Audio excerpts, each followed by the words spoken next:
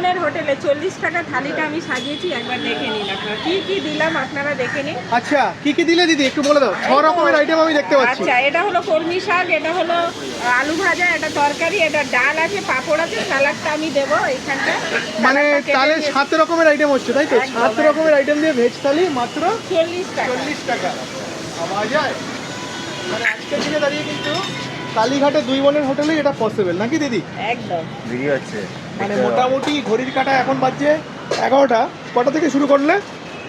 আমাদের তো 8:30 থেকে চালু হয়ে যায়। আমাদের দোকানটা ওপেনিং হয় মানে কেউ খেলে সিদ্ধ থেকে, ডিম সিদ্ধ, আলু সিদ্ধ, ডাল সিদ্ধ থেকে আমাদের দোকানটা চালু হয়। কটার সময় খুলে?